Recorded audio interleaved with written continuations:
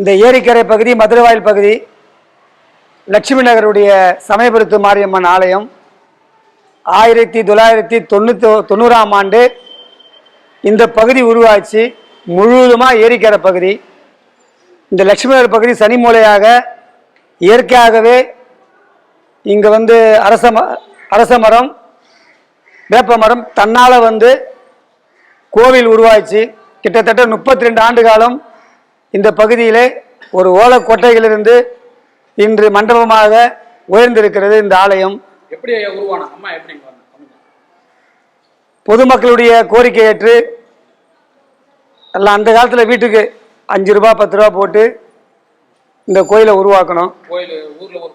ஊரில் ஒரு கோயில் உருவாக்கணும்.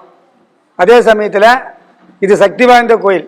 நீங்கள் நினைச்சதே கண்டிப்பாக நடக்கக்கூடிய, அந்த அம்மா நிறைவேற்றி கொடுக்கக்கூடிய பவர்ஃபுல்லான கோயில். அம்மா இருந்தாங்க, அதுக்கு கும்பாபிஷேகம் பண்ணோம். ஃபர்ஸ்ட் விநாயகருக்கும் அம்மாவுக்கும் கும்பாபிஷேகம் பண்ணோம். அதுக்கடுத்தது முருகருக்கு கும்பாபிஷேகம் பண்ணோம். வர தை மாசத்துல மீண்டும் கும்பாபிஷேகம் பண்ண போறோம்.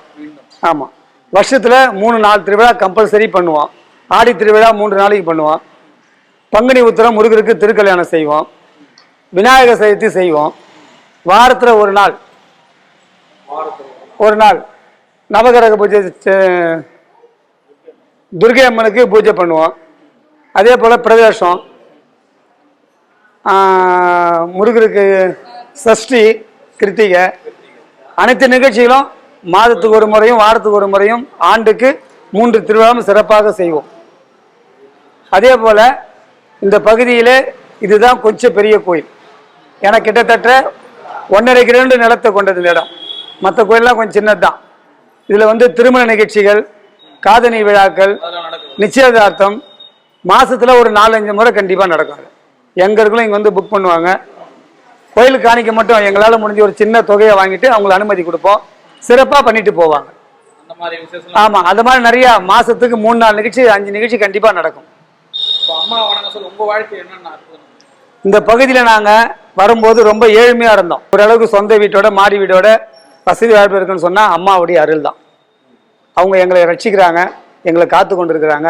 அதுக்காக அம்மாவுக்கு வருடந்தோறும் நாங்கள் நிகழ்ச்சி எடுக்கிறோம். ஒரு 3-4 நாள் சிறப்பான அம்மாவுக்கு ஆடி திருவிழா நல்லா பண்ணுவோம்.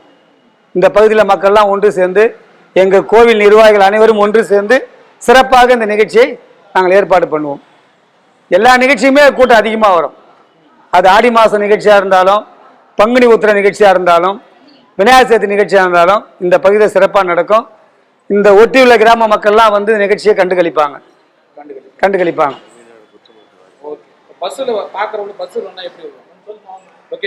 லொக்கேஷன் மதுரவாயில் பைபாஸ் வந்துட்டா ஏரிக்கரை ஸ்டேஜ்னு ஷாப்பிங் இருக்கு. பக்கத்தில் ஏஜிஎஸ் தேட்டர், சினிமா தேட்டர், அதுக்கு ஆப்போசிட் தான் இந்த கோயில் லேண்ட்மார்க். ஆலப்பாக்க ரோடு தெரு, லட்சுமி நகர் சமயபுரத்து மாரியம்மன் கோயில் தெரு. ஆமாம், காலையில் 6லிருந்து 9 மணி வரைக்கும். ஆமாம், மாலை அதே போல் 5லிருந்து 9:30 மணி வரைக்கும். ஆமாம், 2 ஐயருங்க இருக்காங்க. எல்லா பரிகாரத்துக்கும் அம்மனே, விநாயகர், முருகர், நவகிரகம், பரிவார தெய்வங்களுக்கெல்லாம் சிறப்பான அபிஷேகம் பண்ணி வர்ற பொதுமக்களுக்கு அருளோடு விபூதி குங்குமம் கொடுத்து அம்மனை வேண்டிக்கு போவாங்க. என்னுடைய பேர் நம்புறா எம் ஆறுமுகம். இந்த கோயில் சமயபுரத்தம்மன் மாரியம்மன் கோயில். இந்த கோயிலில் கிட்டத்தட்ட நான் ஒரு 10-15 வருஷமாக இந்த கோயிலுக்கு வந்துட்டுருக்கேன். இந்த கோயிலில் நம்ம எதனா ஒன்று வேண்டிட்டு போனோம்னா அது கூடி சீக்கிரமே நிறைவேறும். நான் என் வாழ்க்கையில் கண்ணார கண்டிருக்கேன்.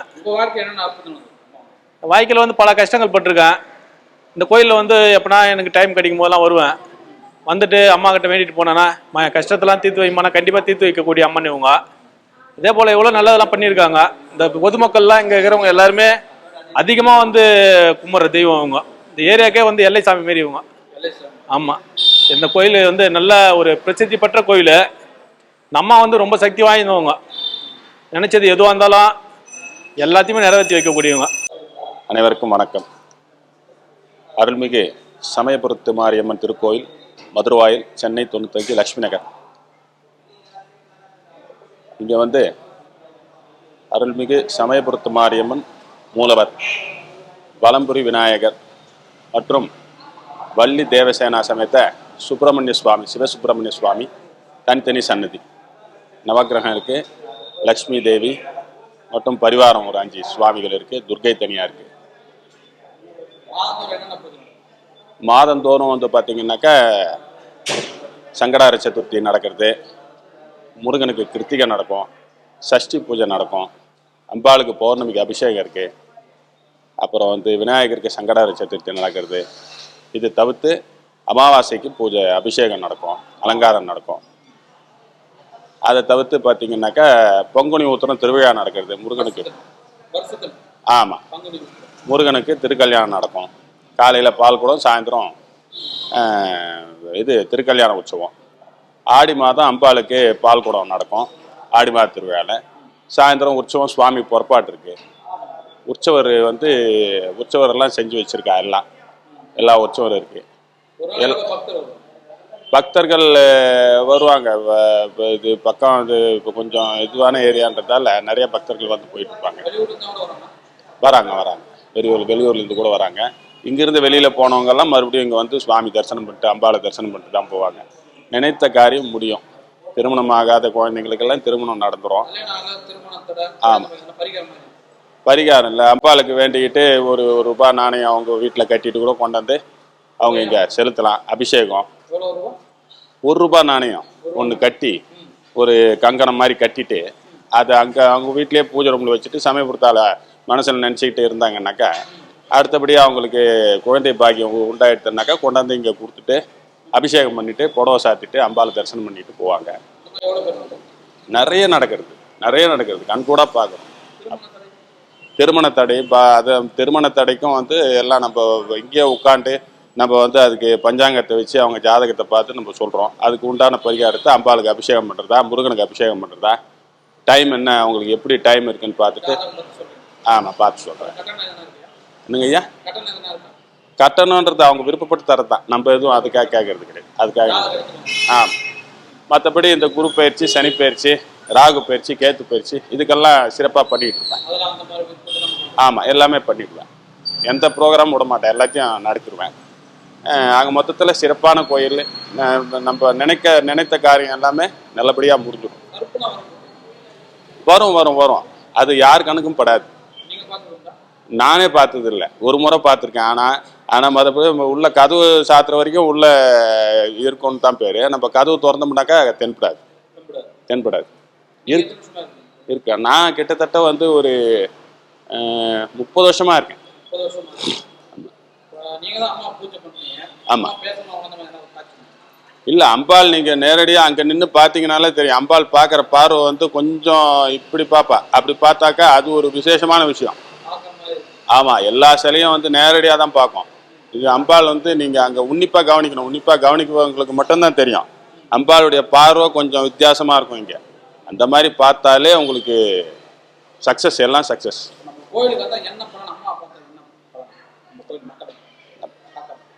நம்ம கோயிலுக்கு அவங்க நினைத்த காரியம்லாம் நிறைவேறிடும். அவங்க என்ன நினைச்சாலும் அது நிறைவேறிடும்.